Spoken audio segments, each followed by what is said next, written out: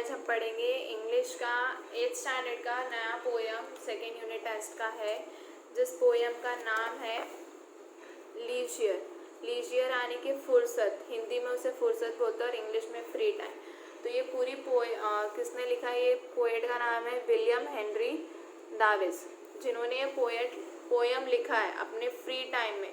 वो क्या सोचते थे और क्या इमेजिन करते थे और उन्हें क्या चीज़ राइट लगता था, उन्होंने पूरे पोयम में लिखा है।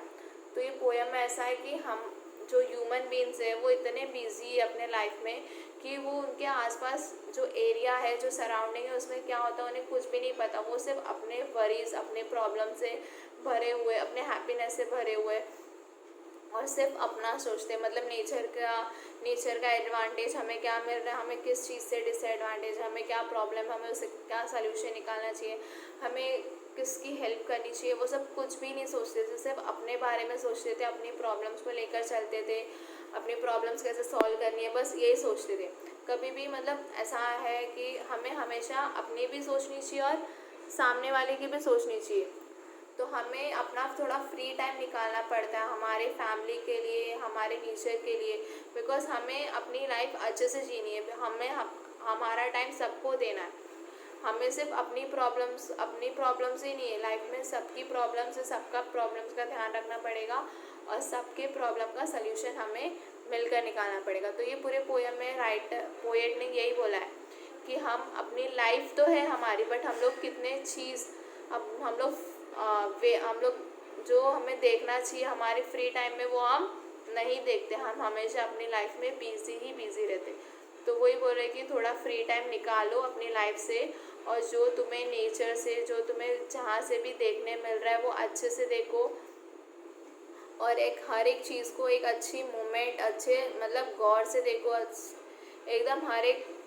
एकदम डीपली जाके वो मोमेंट को देखो और उसको फील करो, ताकि तुम्हें वो फ्री टाइम का, जो तुम्हें फ्री टाइम में जो भी चीज़ तुम्हें समझ में आई है, जो भी चीज़ मिली है एक्स्ट्रा, उसका तुम्हें हर चीज़ का वैल्यू और पता चले। तो हम लोग पोएम स्टार्ट करते हैं। लीजियर, मैंने मीनिंग बता दिया तुम्हें, क्या है? फुर्सत यानी कि फ्री टाइम। तो हम पोएम स्टार्ट करते हैं। What is this life if full of care.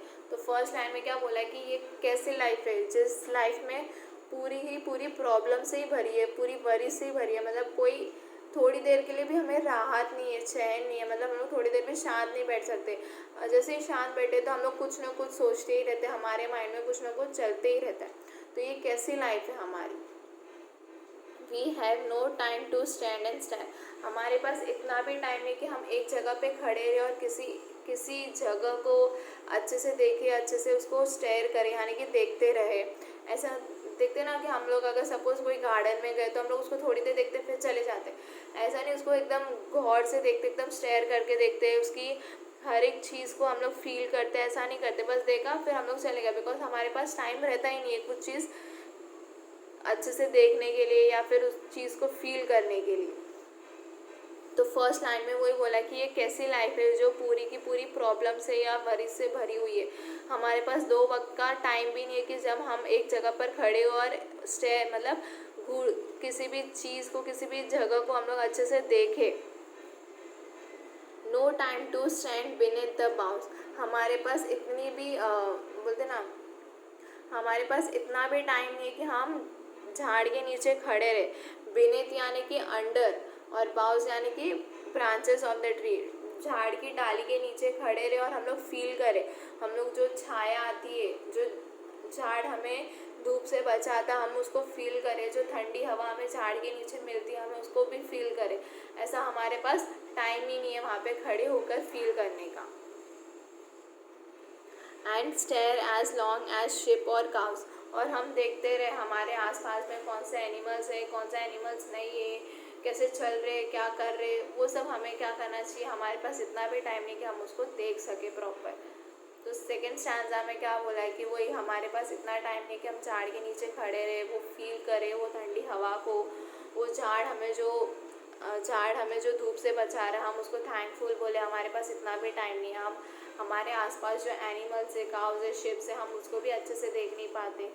तो सेकेंड स्टैंजा में ये बोला। अब थर्ड स्टैंजा।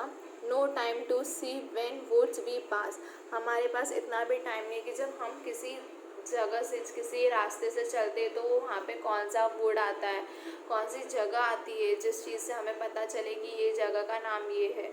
हमारे पास इतना भी टाइम नहीं। अगर हम रास्ते में चल भी रहे तो हमारा ध्यान कहीं और रहता, हमारे दिमाग में कुछ और ही चलता है कि हमें वहाँ पे जाके क्या करना, हम कैसे उसको क्या रीज़न बताएंगे, मैं क्यों लेट है, हमारे दिमाग में वही चलते रहता। हम चलते बट हम देखते नहीं कि हमारे आसपास नेचर में क्या है क्या नहीं है, बस हमारे दिमाग में हमारी प्रॉब्लम्स, हमारा सल्यूशन यही चलते रहता है।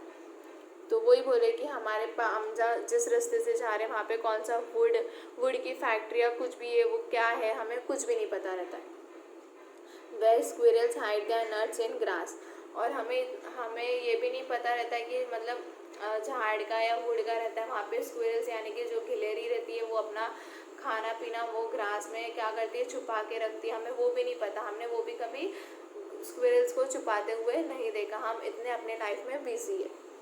No time to see in broad daylight, और हमारे पास इतना भी टाइम नहीं कि जब सनसेट होता है तो उसकी जो रोशनी आती है, देखा रहेगा कि कभी कभार सनसेट होता है तो आसपास का पूरा सराउंडिंग एकदम ऑरेंज ऑरेंज हो जाता है। तो हमारे पास इतना भी टाइम नहीं कि हम वो सनसेट को देख सके, उसका जो सराउंडिंग है जो उसको फील कर सके अच्छे से।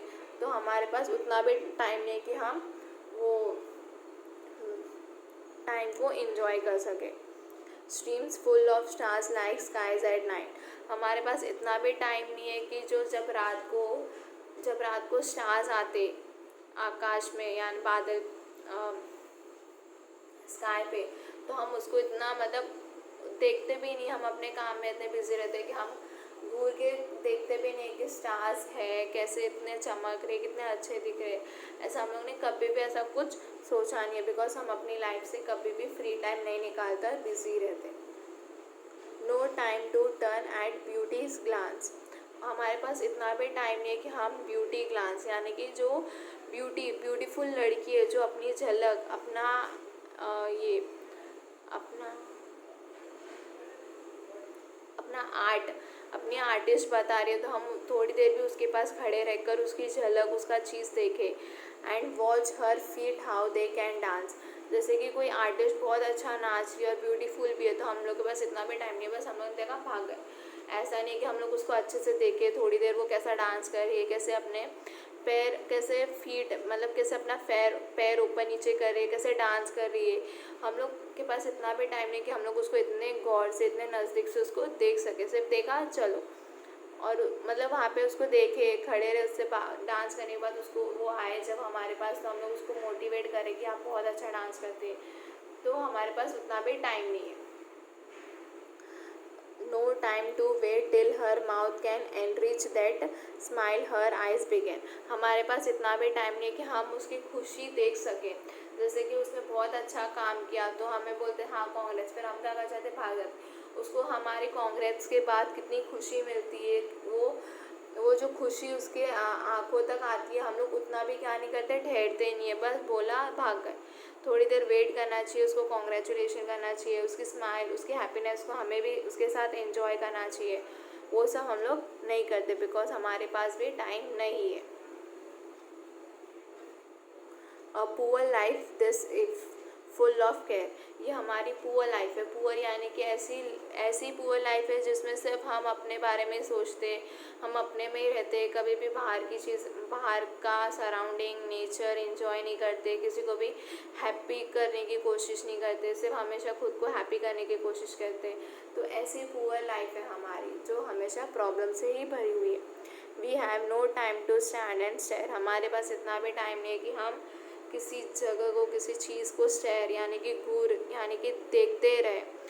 ऐसे देखना कौन सी चीज़ हमें बहुत अच्छी लगी तो हमारा मन क्या करता हम उसके पास ही रह जाए, फिर उसको देखते ही रहे। बट अभी के टाइम पे हमारे पास उतना भी टाइम नहीं है कि हम किसी चीज़ को देखते ही रहें। तो ये पोएम में वही था, ये पोएम में वही राइटर समझा रहे थे कि हमें अपनी लाइफ से थोड़ा बहुत फ्री टाइम निकालो और हमें जो नहीं मिल रहा हमें वो क्या करना चाहिए, एंजॉय करना चाहिए। जैसे हमें सराउंडिंग का नेचर कैसा है वो एंजॉय करना चाहिए, संडे बाहर जाना चाहिए, वहाँ पे थोड़ी देर बैठ के हर एक चीज़ को फील करना चाहिए, सनसेट देखना चाहिए हर जगह से। मतलब हर एनिमल्स कैसे, मतलब जैसे स्क्वेरल्स कैसे अपना नट्स यानी अपना खाना कैसे ग्रास में छुपाता है वो देखना चाहिए। फिर जो बच्चे लोग हैं वो अपना डांस बताते तो उसको कैसे मोटिवेट करना चाहिए, उनको कैसे हैप्पी करना चाहिए, वो सब हमें क्या करना चाहिए, फील करना चाहिए। बिकॉज अगर हम हैप्पी नहीं, अगर हम सामने वाले को हैप्पी करेंगे, उसको हेल्प करेंगे तो हमें भी क्या होती है, खुशी मिलती है। तो हमें वो सब क्या करना चाहिए, करना चाहिए। हमें अपना काम भी देखना चाहिए और अपने काम के साथ साथ हमारा फ्री टाइम निकाल के सबको हैप्पी करने की कोशिश और हमारे नेचर को हैप्पी करने की कोशिश भी करनी चाहिए। तो ये पूरे पोएम में वही लिखा था कि हमें हर एक चीज़ को, नेचर से मिला हुआ living thing, non living thing, सब चीज़ को क्या करना चाहिए, अच्छे से एंजॉय करना चाहिए। हमारे पास भले ही प्रॉब्लम्स है बट उससे भी निकल के हमें अपना काम, अपनी लाइफ और अच्छे से बेटर करना है। तो हमें अपनी हर एक चीज़ को एंजॉय करना पड़ेगा, थोड़ा बहुत फ्री टाइम निकालना पड़ेगा खुद के लिए और फैमिली के लिए, जिससे हम खुद भी हैप्पी रहे और हमारी फैमिली को भी हैप्पी रखें। तो ये पूरी पोएम इतनी थी, बहुत अच्छी है, तो रीड करो और अच्छे से समझो। Thank you.